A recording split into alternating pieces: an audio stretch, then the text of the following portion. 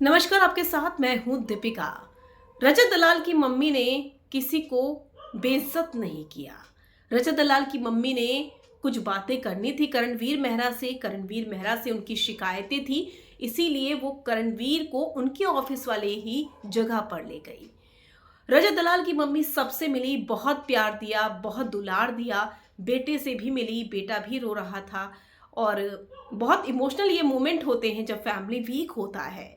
और घर वाले तो रोते ही हैं, दर्शक भी रोते हैं। और आज के एपिसोड में भी बहुत सारी इमोशनल चीज़ें हुई।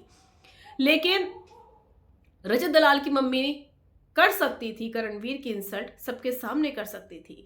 जैसे अविनाश को सबने खूब ज़्यादा इंसल्ट किया है, चाहे वो नूरान हो या फिर चाहत की मम्मी हो या कशिश की मम्मी हो।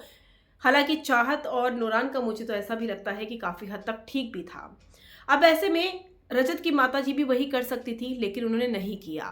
वो सबसे मिलने के बाद ऑफिस वाली जगह में चले गई करणवीर के साथ और कहा कि हम बहुत हर्ट हुए थे तुम्हारे स्टेटमेंट से, कि जब तुमने रजत को कहा था कि तेरे पेरेंट्स तुझ पर प्राउड फील नहीं करते होंगे और तुझे लेकर शर्मिंदा होंगे। ऐसा कुछ भी नहीं है बेटा, हमें उस पर बहुत फ़क्र है।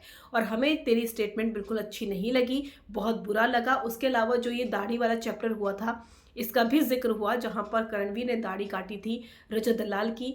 तो वो सारी बातें हुई और करणवीर ने सुन भी लिया चुपचाप।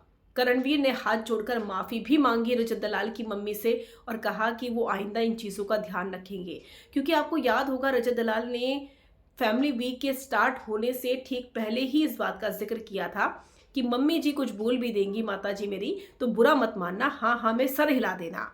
तो ठीक वैसा ही करणवीर ने किया, इज्जत रखी और हाथ जोड़कर माता जी से माफ़ी मांग ली।